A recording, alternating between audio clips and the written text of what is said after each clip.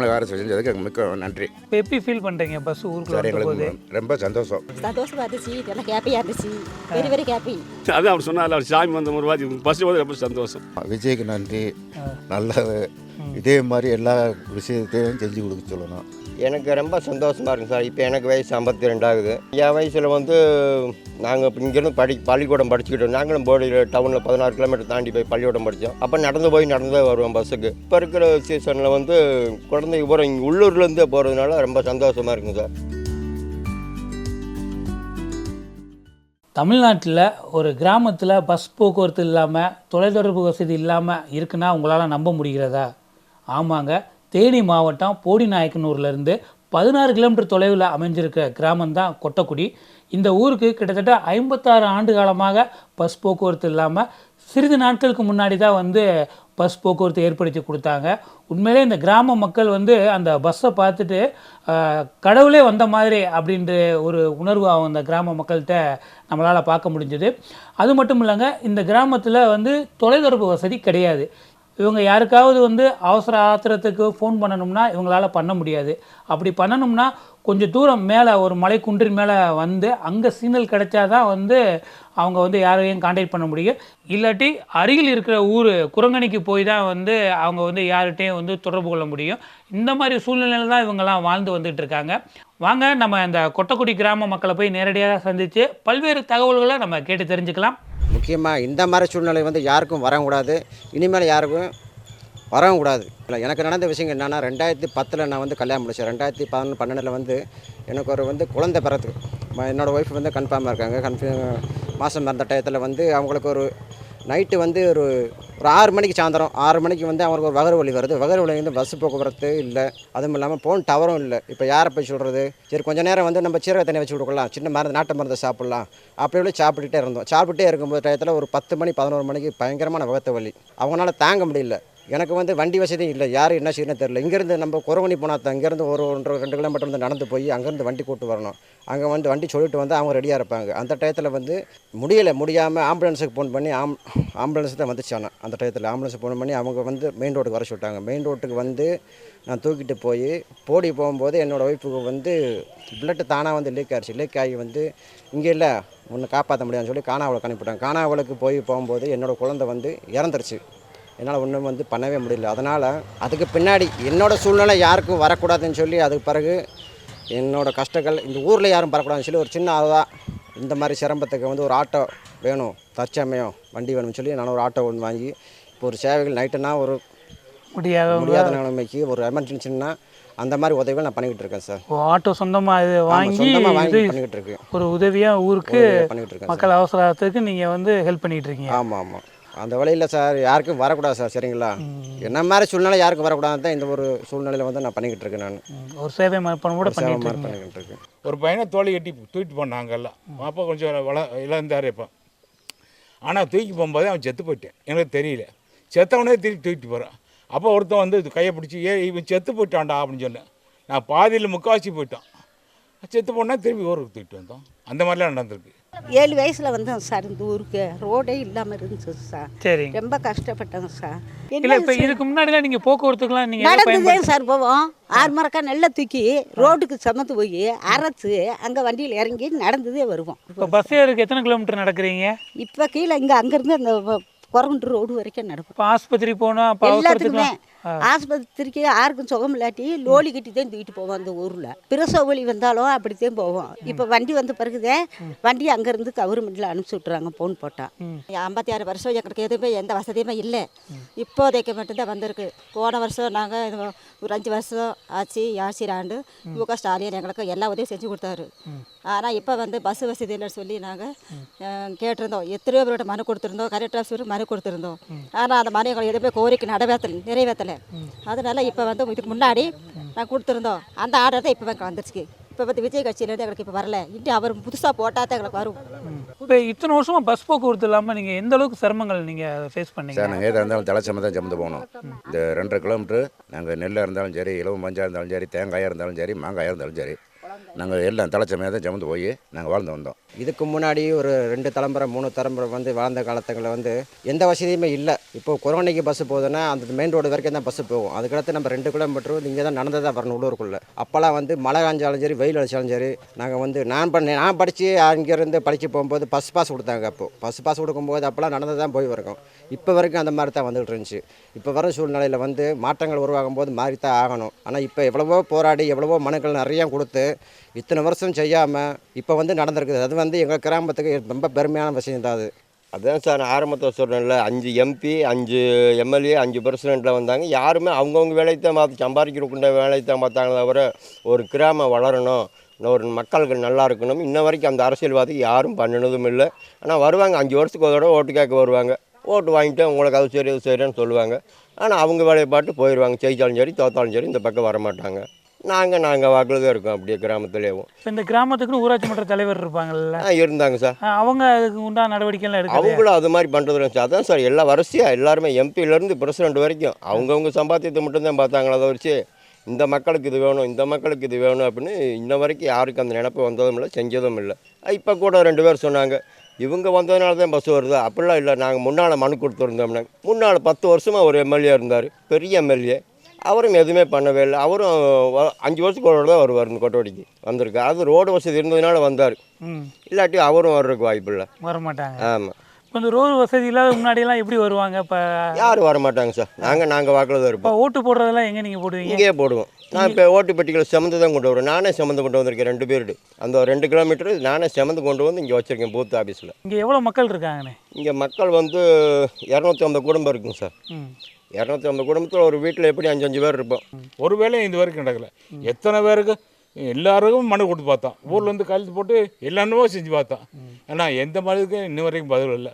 ஒரு வாரத்துக்கு முன்னால் நாங்கள் எல்லாம் போய் டிவியில் பேட்டி கொடுத்தோம். தேனியில் போய் சரி மணி நான் ஒரு 4-5 பேர் போய் நேராக இங்கே தங்கத்தமிச்சில் இந்த மறுக்கோடை மறுக்கோடை ராமராய் அவரையெல்லாம் அந்த அங்கேயே பஸ்ஸில் ஏறி பேட்டி நேரடி பேட்டி கொடுத்தோம். இந்த மாதிரி எங்களுக்கு ஒரு கஷ்டம், இந்த செல்லு இந்த அவர் டிரான்ஸ்ஃபாரம் வண்டி எல்லாம் ஒன்று. அப்புறம் சிலமலைக்கு போனோம். சிலமலையும் அதே மாதிரி பேட்டி கொடுத்தோம். இப்போ நம்ம கிராமத்துக்கு வந்துச்சு, கிராமத்துலையும் பேட்டி கொடுத்தோம். ஓரளவுக்கு இப்போ பஸ் வந்துருச்சு. இப்போ இதுவரையும் பல்வேறு கஷ்டங்களுக்கு நீங்கள் மனு கொடுத்து எந்த ஒரு உதவியும் உங்களுக்கு கிடைக்கல. மனு கொடுத்தா அரசியல்வாதிட்டும் அதிகாரிட்டும் கொடுத்துருக்கான், முதலமைச்சர் வரைக்கும் கொடுத்துருக்கான். ஆனால் ஒன்றும் நடக்கலை. இப்போ தான் இப்போ தான் எங்களுக்கு ஒருக்கு பஸ் வந்திருக்கு. ஆனால் நிம்மதியாக இருக்கான் 6 பேரண்ட்ஸ் எல்லாம். பிள்ளைய காலையில் அவங்ககிட்ட பஸ்ஸில் ஏறி இங்கேருந்து நேராக ஸ்கூலுக்கு போகிற, சாயங்காலம் பஸ் ஏறி வீட்டுக்கே வந்துடுவா. அப்போ முந்தி மாதிரி பிரச்சனை இல்லை. ஆற்றுல தண்ணி வந்துடும், பாலம் இல்லை, நாங்கள்லாம் அங்கே கம்பை வச்சு ஆற்று ஓரமாக நிற்போம். பிள்ளைகள்லாம் அங்கிட்டு அந்த கவலையே இல்லை. இப்போ நாளாக நம்ம ஆட்டு வீட்டில் ஏற்றுக்கலாம். பிள்ளைய வீட்டுக்கு வந்திருக்கு. ஓரளவுக்கு காவாசி கஷ்டம் முடிஞ்சிருக்கு இந்த ஊரில். இன்னும் முக்கால்வாசி இருக்கு. இப்போ இதுக்கு முன்னாடி என்னென்ன கஷ்டங்கள்லாம் நீங்கள் சார் முன்னுக்கெல்லாம் நாங்கள் ரொம்ப கஷ்டப்பட்டு தான் சார் ஆற்றுல பிள்ளைகள் தண்ணி தூக்கி தான் சார் கடத்து வந்தோம். மலையிலேருந்து தண்ணி வச்சு இந்த பாலம்லாம் இருக்கும்போது தூக்கி தான் பிள்ளைகளை போய் வீட்டுக்கு ஒரு ஆளுகளை போய் தூக்கி தான் கடத்தி கொண்டு வருவோம். அப்படிலாம் கஷ்டப்பட்டோம். ஆனால் இது தனி கிராமம் தாய் கிராமம் தான், தனி பஞ்சாயத்து தான். அப்படி இருந்து ஏகப்பட்ட கஷ்டங்கள் பட்டு தான் பிள்ளைகளை போய் படிக்க போட்டுக்கிட்டு இருந்தாங்க அந்த காலத்துகளில். எது வந்தாலும் எங்களுக்கு எல்லா சிலைக்குமே அங்கே தான் போகுது. கஷ்டத்தில் வாழ்ந்து வந்தோம். முதல்ல ஃபாரஸ்ட் ஆஃபீஸ் வேணும்னு கேட்டாங்க, அது வந்துடுச்சு. 2 போலீஸ் ஸ்டேஷன் வரும்னு கேட்டாங்க, அது வரல. ஆஸ்பத்திரி வசதி வேணும் கேட்டால் இப்போ தான் வந்துச்சு. எல்லாமே இப்போ தான் வந்து நடவடிக்கை எல்லாமே இப்போ தான் நடந்துட்டு இருக்குது. இண்டி மேலே எங்களுக்கு வரணும், நீங்கள் தான் எங்களுக்கு காப்பாற்றி கொடுக்கணும் அந்த ஊரை கொட்டக்கூடிய. ஆமாம், எங்களுக்கு எந்த வசதியும் செய்ய முடியல. ஏன்னா பஸ் வசதி இல்லாதனால டவர் இல்லை. டிரான்ஸ்ஃபாரம் இங்கேருந்து 2 கிலோமீட்டர் 3 கிலோமீட்டர் தூரத்தில் இருக்குது. அடிக்கடி கரண்ட் கட்டாக போயிரு. ஓடியிலேருந்து தான் நமக்கு லைன் வருது கரண்ட் மின்சாரம். அப்போ இடையில வர மரங்களும் பூரா ஒடிஞ்சு விழுகுது, காற்று காலத்துக்கு கொப்புன்னு வந்துடுது. அதனால் நமக்கு கரண்ட் வராமல் போகுது. டிரான்ஸ்ஃபாரம் எங்கள் ஊர்லேயே போட்டாங்கன்னா எங்களுக்கு கரண்ட் அடிக்கடி போகாமல் இருக்கும். இப்போ இந்த ஊருக்கு ஏன் பஸ் வசதி கொடுக்க மறுத்தாங்க? இது வந்து நம்மளுக்கு வந்து எந்த வசதியுமே இல்லை. வில்லேஜ் ஆஃபீஸ் இல்லை. ரோடு வந்தால் தான் எங்களுக்கு எல்லாமே செஞ்சு கொடுப்ப சொன்னாங்க. ரோடு வசதி வந்துருச்சு. நிம்மதி எல்லாமே எங்களுக்கு நடக்கணும். அதனால பூரா குரங்கனை போயிடுச்சு. உரக்கடை வந்து டவுன் ஏரியா மாதிரி ஆகிறதுனால உரக்கடைக்கு எல்லாமே போய் வர வசதி பூரா உரக்கடை போயிடுச்சு. கொட்டக்குடிக்கு வர சலுகை பூரா இங்கே அங்கே போயிடுச்சு. இது பஞ்சாயத்து கொட்டக்குடி பஞ்சாயத்து உரக்கடை இல்லை கொட்டக்குடியில் தான் வந்து எல்லாமே அதே டாப் பேசுகிற வரைக்கும் கொட்டக்குடி பஞ்சாயத்து. இப்போ மற்ற அவசர தேவைக்கெல்லாம் நீங்கள் எப்படி நீங்கள் அவசர தேவைக்கு சார் இங்கேருந்து ஒரு அவசரமாக ஒரு ஊசி இது போடணுமா அந்த குறைக்கு தான் சார் போவோம். ஆமாம், அந்த இதுக்கு தான் போய் போவோம். அதுக்கப்புறம் இல்லாட்டி பிறகு அங்கிட்ட அப்படி முடியாத பட்சத்துக்கு காண வழக்கு போக சொல்லுவாங்க. இப்படி தான் சார் நடந்துகிட்டு இருக்குது. இப்போதைக்கு இங்கே ஒரு கவர்மெண்ட்டு இப்போ ஒரு ஆஸ்பத்திரியும் கட்டி கொடுத்துருக்காங்க சார் தனிப்பட்ட முறையில். அதுவும் சேர்த்து ஊசி எதுவும் மாத்திரை போட்டு எடுக்கிறேன் சார். அது இந்த இப்போ கட்டி கொடுத்த ஆஸ்பத்திரிக்கெலாம் மருத்துவர்கள்லாம் வர்றாங்களா? அவர் நர்சமாக வந்துட்டு இருக்குது. ஆனால் ஒரு டாக்டரும் வந்து எதுக்கே நல்லா இருக்கும்னு நினைக்கிறோம். வந்து இங்கே வந்து தங்கினாங்க நினைக்கி நல்ல முறையாக ரவா போல் நாங்கள் தண்ணிக்கிறோம்லாம் பார்த்துக்குருவோம். அது ரொம்ப சந்தோஷம். ஆமாம் சார். இப்போ இந்த பகுதிகளெலாம் என்ன விவசாயம் நடக்குதுங்க சார்? எங்களுக்கு இலவ மஞ்சள், மாங்காய், தேங்காய், பாக்கு, இதான் சார் எங்களுக்கு விவசாயம். இதெல்லாம் நாங்கள் இந்த பஸ்ஸில் தான் சார் கொண்டு போனோம். இங்கே வந்து சார் இப்போ ஆரம்ப காலத்தில் நெல் பயிரெல்லாம் போட்டுட்டு இருந்தாங்க. இப்போ வந்து நெல்லுக்கு வந்து மதிப்பு இல்லாமல் போச்சு. நெல்லுக்கு மதிப்பு இருக்குது, ஆனால் சிறு குறு விவசாயிகளுக்கு மதிப்பு இல்லாமல் போச்சு. அதனால் விலைகளுக்கு வந்து கம்மி தான். நான் ஒரு விவசாயி, ஃபஸ்ட்டில் ஆரம்பத்தில் ஒரு விவசாயி தான். நெல் வச்சு போடிக்கு கொண்டு போய் நெல் நனைஞ்சு போச்சு. என்னோடய கஷ்டம் அன்றைக்கி அழுதுட்டேன் பஸ் ஸ்டாண்டில் போய். அழுதுனே அன்றைக்கி இருந்து நெல் விவசாயத்தை விட்டுட்டேன் சார். இப்போ வந்து தலையில் தூக்கிட்டு தான் போகணும். இப்போ பஸ் வசதி இல்லை, வண்டி வசதி இல்லை. தலையில் தூக்கிட்டு போய் இங்கேருந்து பஸ்ஸில் ஏற்றிட்டு போடி கொண்டு போய் போடியில் வந்து வியாபாரிகள் வந்துட்டு ஒரு 10 நிமிஷம் வெயிட் பண்ணுங்க அப்படின்னு போயிட்டார். அந்த டைம் மழை வந்து நனைஞ்சு வந்து ரொம்ப கஷ்டம் அழுதுட்டேன். அப்போது ஆரம்பிச்சு நான் இப்போ விவசாயத்தை விட கஷ்டப்பட்டு விவசாயத்துக்கு மதிப்பு இல்லை, எதுவும் இல்லை, விவசாயத்தை விட்டுட்டேன் சார். இப்போ ஒரு கம்பெனியில் சின்ன மேனேஜ்மெண்ட் பார்த்துட்ருக்கேன். அது மட்டும் ஃப்ரீயான நேரத்தில் ஆட்டோ அது மாதிரி ஓட்டிகிட்டு இருக்கேன். பொதுநல சேவைகளில் வந்து கொஞ்சம் நல்லா ஈடுபடுவேன் சார். எங்கள் ஸ்கூல் பிள்ளை போகிறதுக்கு நல்ல வசதி ஆயிடுச்சு. இது தமிழக அரசு செஞ்சதுக்கு மிக்க நன்றி. இப்போ எப்படி ஃபீல் பண்ணுறீங்க பஸ் ஊருக்கு சார்? எங்களுக்கு ரொம்ப சந்தோஷம். எங்கள் ஸ்கூல் பிள்ளை போகிறது, நாங்கள் போகிறது ரொம்ப சந்தோஷமாக இருக்குது. ஒரு நாளைக்கு எத்தனை தடவை வருது வண்டி சார்? 3 டைம் வருது சார். 3 டைம். காலைல ஸ்கூல் பிள்ளைகள் டைம், மதியம் 12 மணி டைம், சாயந்தரம் ஸ்கூல் விட்டு வரும்போது 6 மணி டைம் வந்துடுறேன் சார். பஸ் உங்கள் ஊருக்குள்ளே வர்றதை பார்க்கும்போது எப்படி இருக்குது? சந்தோஷமாக இருந்துச்சு, நல்லா ஹாப்பியாக இருந்துச்சு, வெரி ஹாப்பி, நல்லா இருந்துச்சு. இன்னும் வரணும், என்னென்னமோ என் சலுகைக்கு இன்னும் வரணும். இங்கே டவர் வரணும், பஸ் வசதி வந்துச்சு, டவர் வரணும். பஸ் ஊருக்குள்ளே வர்றதை பார்க்கும்போது உங்களுக்கு என்ன தோணுது? ஊருக்குள்ளே வந்து அது அவர் சொன்னார், அவர் சாமி வந்த ஒரு வாதி பஸ் வந்து ரொம்ப சந்தோஷம். ஆமாம் சார். ஐயா, இப்போ கிட்டத்தட்ட பல ஆண்டுகள் கழித்து உங்கள் ஊருக்கு பஸ் வசதி ஏற்படுத்தி கொடுத்துருக்காங்க. ஆமாம், விஜய்க்கு நன்றி. நல்லது. இதே மாதிரி எல்லா விஷயத்தையும் செஞ்சு கொடுக்க சொல்லணும். எனக்கு ரொம்ப சந்தோஷமாக இருக்குங்க சார். இப்போ எனக்கு வயசு 52 ஆகுது. என் வயசில் வந்து நாங்கள் இப்போ இங்கேருந்து பள்ளிக்கூடம் படிச்சுக்கிட்டோம். நாங்களும் போடியில் டவுனில் 16 கிலோமீட்டர் தாண்டி போய் பள்ளிக்கூடம் படித்தோம். அப்போ நடந்து வருவோம் பஸ்ஸுக்கு. இப்போ இருக்கிற சீசனில் வந்து குழந்தைங்க போகிற இங்கே உள்ளூர்லேருந்தே போகிறதுனால ரொம்ப சந்தோஷமாக இருக்குங்க சார். அந்த மாதிரி சூழ்நிலை இருந்துச்சு. இப்போ 2002 வாஜ்பாய் திட்டத்தில் கிராம இணைப்பு சாலை கொடுத்தாங்க. 2006 ஒர்க் வேலை முடிஞ்சு. அதுக்கப்புறம் 2026 வரைக்கும் இன்ன வரைக்கும் ஒரு 5 MP, 5 MLA, 5 பிரசிடெண்ட் வந்தாங்க. எந்த ஒரு சலுகையும் செய்ய முடியல, யாரும் பண்ண முடியல. இப்போ இந்த டிவிக்கு ஆட்சி வந்துச்சு. இப்போ அவங்க வந்து பஸ்ஸை கொண்டு வர அளவுக்கு வந்து விட்டாங்க. இப்போ அந்தளவுக்கு டிவிக்கு ஆட்சிக்கு நாங்கள் நன்றி தெரிவிச்சுக்கிறோம். இப்போ இந்த சாலை வசதி வந்த பிறகு ரேஷன் பொருள் வந்தது, ஹாஸ்பிட்டலு தனியாக ஒன்று கொடுத்தாங்க. சரி, இப்போ எங்களுக்கு எல்லா சலுகையும் இருக்குங்க சார். இந்த பஸ் வந்ததுக்கு எங்களுக்கு ரொம்ப வசதி சார். மிக்க நன்றி சார். எத்தனையோ வருஷங்கள் போராடி பெரியவங்கள்லேருந்து இப்போ வரைக்கும் இந்த இப்போ இதில் இப்போ நானும் கூட நிறைய மனு கொடுத்துருக்கேன் சார். 10-20 மனு நானும் கொடுத்துருக்கேன். அதில் வந்து நானும் ஒருத்தன் தான், எல்லா மக்களையும் நானும் ஒருத்தன் தான் மனு கொடுத்து. ஆனால் கஷ்டப்பட்டு வந்ததில் ரொம்ப சந்தோஷம் சார். சரிங்களா? இது மாதிரி பெருமை வந்து கிடைச்சதுக்கு இன்னும் நான் சந்தோஷப்படுறேன். இப்போ வந்து எங்களுக்கு வந்து பஸ்ஸு உள்ளே வர்றது ஒரு மழைக்காலங்கள், மழை காலத்தில் தான் ஃபஸ்ட்டு மழைக்காலம். அது மாதிரி இப்போ சின்ன ஸ்கூல் பசங்களை வந்து பள்ளிக்கூடத்துக்கு விட்றோம் வச்சுங்களேன். இப்போ காலையில் 8 மணிக்கு பஸ் வருது. 8 மணிக்கு வந்து இங்கேருந்து நடந்து தான் போய் ஏறணும். இறங்கி போய் ஸ்கூலுக்கு போய் மழை காலங்களில் வந்து இங்கேருந்து நடந்து வரணும். மெயின் ரோட்லேருந்து இறங்கி நடந்து வரணும். அப்போ டயத்தில் நாங்கள் என்ன செய்வோம், இங்கேருந்து மெயின் ரோட்டுக்கு நடந்து தான் போகணும். ஆனால் பஸ் இப்போ ஊருக்குள்ளே வர்றது ரொம்ப சந்தோஷம். மக்கள் வந்து நடந்து போகாமல் எவ்வளவோ சந்தோஷம். இதெல்லாம் மறக்கவே முடியாது. இது அதான் சார், பஸ்ஸு வசதி வந்து இப்போ ஏற்படுத்துவது எங்களுக்கு வந்து சாமியே ஊருக்குள்ளே வந்த மாதிரி இப்போது. சரிங்களா? சாமி வந்து எங்கள் ஊருக்குள்ளே வந்து கொள்ள வருஷமாக நம்ம தவம் கிடக்கிறோம். தவம் கிடக்கும்போது நம்மளுக்கு அருள் கொடுத்தா எப்படி இருக்கும், அந்த மாதிரி தான் ஒரு சந்தோஷம். ரொம்ப சந்தோஷம் சார். இந்த ஊரில் வந்து இப்போ கிட்டத்தட்ட பல ஆண்டுகள் கழித்து இன்றைக்கி பஸ் போக்குவரத்து ஏற்படுத்தி கொடுத்துருக்காங்க. 300 ஆண்டுக்கு மேலே இருக்கும். ஆனால் பஸ் வந்து இப்போ 20 வருஷமாக ரோடு போட்டு இருக்குது. ஆனால் பஸ் வசதி இப்போ தான் ஒரு வாரத்துக்கு முன்னால் தான் பஸ் வந்துருக்கு. பிள்ளைகள் ரொம்ப சந்தோஷமாக ஸ்கூல் பிள்ளை நாங்கள் படிக்கும் போதெல்லாம் ஒத்தடை பாதையில் நடந்து வருவோம். இந்த தண்ணி ஆற்றுல வந்துச்சுன்னா அந்த பக்கமே நைட்டில் இருப்போம். அப்புறம் தண்ணி வற்றனோட காலையில் இந்த பக்கம் வருவோம், நைட்டில் ஏதோ தோட்டத்தில் இருப்போம். இப்போ நல்லா ஊரெல்லாம் பிள்ளைங்க நல்லா போகிறாங்க, சாயங்காலம் வராங்க, நல்லா ஊரெல்லாம் சந்தோஷமாக இருக்காங்க. இந்த வண்டி வசதி எதுவுமே இல்லாமல் இருந்துச்சு. இந்த ரோடு கிடச்சி பெரிய போராட்டத்துக்கு போது ரோடே கிடச்சிச்சு. அது கிடச்சுமே அப்புறம் பாலங்கள்லாம் வந்து கிடச்சி ரொம்ப போராட்டத்துக்கு போது கிடச்சிச்சு. ஆனால் இந்த பஸ்ஸு கிடைக்காம இங்கேருந்து பிள்ளை நடந்து தான் போயிட்டு இருந்தாங்க. அது ரொம்ப கஷ்டப்பட்டு தான் போயிருந்தாங்க. ஆனால் இப்போதைக்கு இந்த வண்டி வந்து ரொம்ப சந்தோஷம், பிள்ளைகளுக்கு ரொம்ப சந்தோஷம். சரிங்களா? ஆமாம், இது நல்ல முறையாக எங்களுக்கு இந்த வண்டி வந்து போராப்பு செஞ்சு கொடுங்க போதும். இப்போ வனவிலங்குகள் தொந்தரவு அந்த மாதிரி ஏதாவது? சார் இந்த காட்டு மாடு வனவிலங்குல ரொம்ப தொந்தரவு இருக்குது சார். அது நம்ம ஒன்றும் பண்ண முடியாது. அதை அதெல்லாம் எப்படி ஃபேஸ் பண்ணுறீங்க சார்? நாங்கள் அதை பார்த்து ஒதுக்கி தான் சார் வரணும். அது வழியில் வருதுன்னா நம்ம ஒதுங்கி வேறு பாதையில் பார்த்து வருது வரணும்.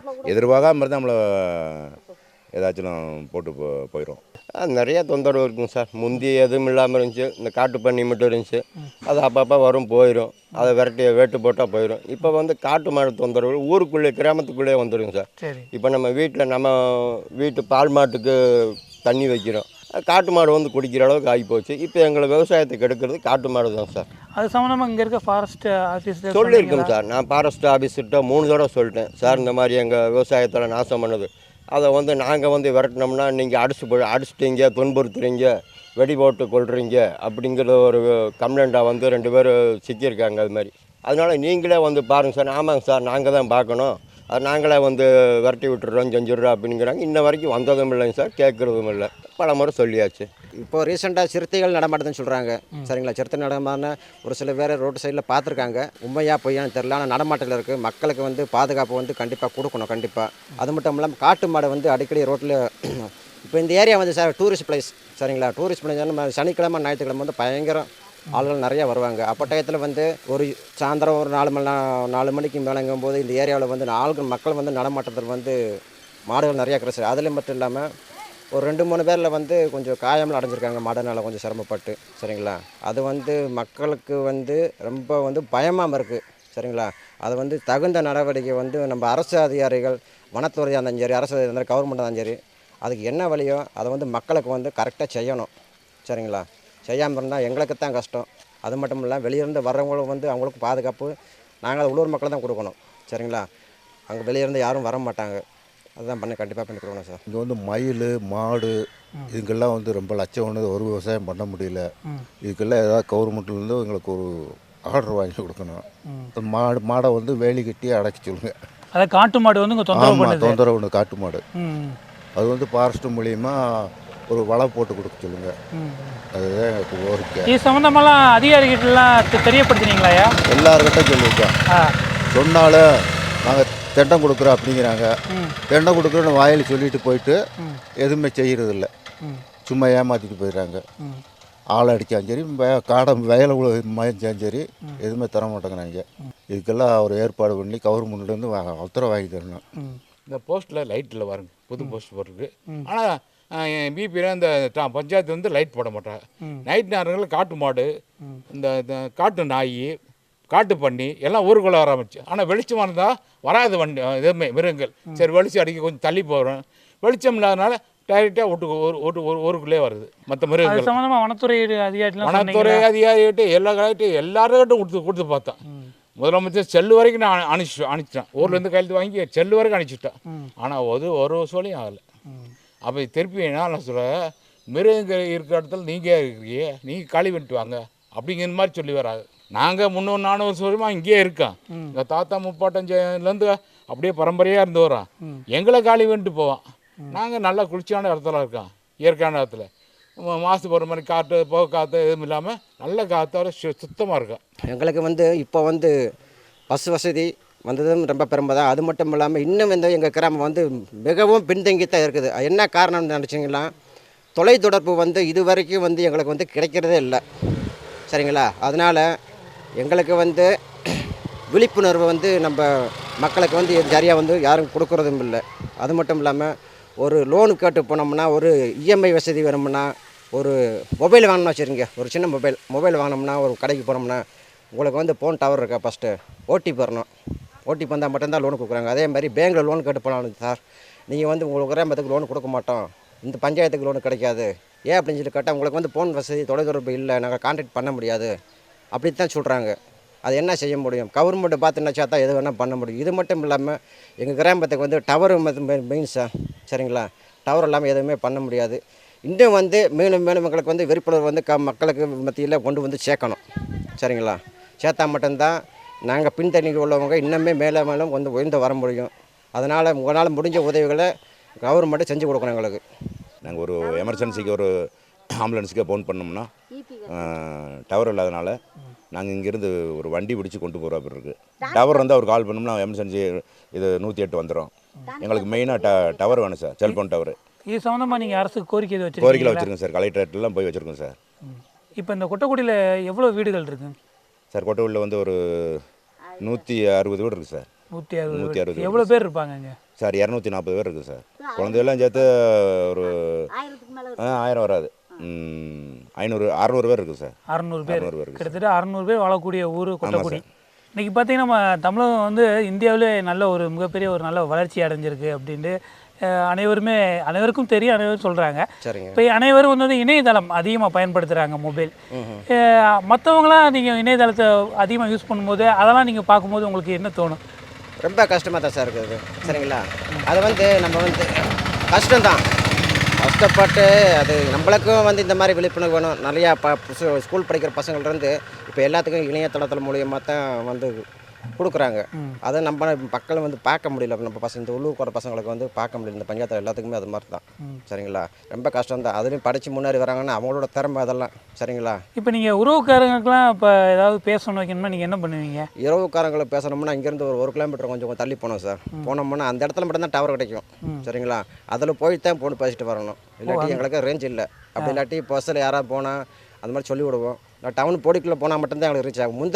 முதல்ல கீழே போனால் தான் ஒரு 10 கிலோமீட்டர் போனால் தான் நமக்கு வந்து நெட்டு எல்லாமே நம்ம யூஸ் பண்ண முடியும். இந்த கிராமத்தில் வந்து எதுவுமே யூஸ் பண்ண முடியாது. ஆமாம், அப்போ யாருமே ஃபோன் வச்சு யூஸ் பண்ணுறாங்களா இல்லைங்களா சார்? ஃபோன் வீட்டுக்கு நான் வீட்டுக்கு ஆளுக்கு ஒரு ஃபோன் வச்சுருக்கோம். இப்போ பூரா பட்டன் செல்லாம் போய் இப்போ ஆண்ட்ராய்டு செல்லு தான் வந்திருக்கு. ஆண்ட்ராய்டு செல்லு தான் இப்போ எல்லாமே முக்கியமாக தேவை. அது இருந்தும் பிரயோஜனம் இல்லாமல் தான் இருக்குது எல்லாருக்கிட்டமே இருக்கும், சரிங்களா? அத்தியாவசியம் ஃபோனு, ஆனால் ஃபோனுக்கு டவர் இல்லை இங்கே. எனக்கே உடம்பு சரியில்லை அப்படின்னா 108 ஆம்புலன்ஸு போடியில் போய் கொண்டு வந்தாங்க. போடியில் போய் திரும்பி வரக்குள்ளே செத்து போனது அப்படி எனக்கு இந்த ஊரில் மேற்கொண்டு தண்ணி வந்து நாங்கள் ஆற்றுலேருந்து நேராக வருது, தொட்டிக்கு அப்படியே கொண்டு வந்து அப்படியே சுத்தம் பண்ணாமல் அப்படியே குடிக்கிறாங்க ஊரில். புளிச்சிங் போனோம் தொட்டியில், புளிச்சிங் போகிற தண்ணி சுத்தம் பண்ணி தான் ஊருக்கு கொண்டு வரணும். நாங்கள் அப்படியே சப்ளை பண்ணி அப்படியே குடிக்கிறோம் தண்ணியை. இப்போ இதெல்லாம் வந்து அரசு அதிகாரிகள் இதெல்லாம் அரசு அதிகாரிகள் எல்லாட்டும் சொல்லியிருக்கான், மனுவும் கொடுத்துருக்கான், எல்லாரும் மனுவும் இருக்குது, ஊரெல்லாம் கையெழுத்து போட்டிருக்காங்க. ஆனால் எந்த வித நடவடிக்கையும் இது வரைக்கும் இல்லை. ஆனால் இப்போ தான் முதல்ல எங்களுக்கு பஸ் வந்திருக்கு. இப்போ பள்ளி பிள்ளையெல்லாம் ஒரு 40 பேர் காலையில் போயிட்டு ஸ்கூல் முடிஞ்சு சாயங்காலம் திரும்பி பஸ்ஸில் வந்துடுறாங்க, இங்கே வந்துடுறாங்க. அப்போ பிள்ளைகளை பற்றி கவலைப்பட வேண்டிய அவசியமே இல்லை. இப்போ மழை வந்தாலும் வெயில் அடித்தாலும் கவலைப்பட வேண்டிய அவசியமே இல்லை. அப்படி இருக்குது நல்லா.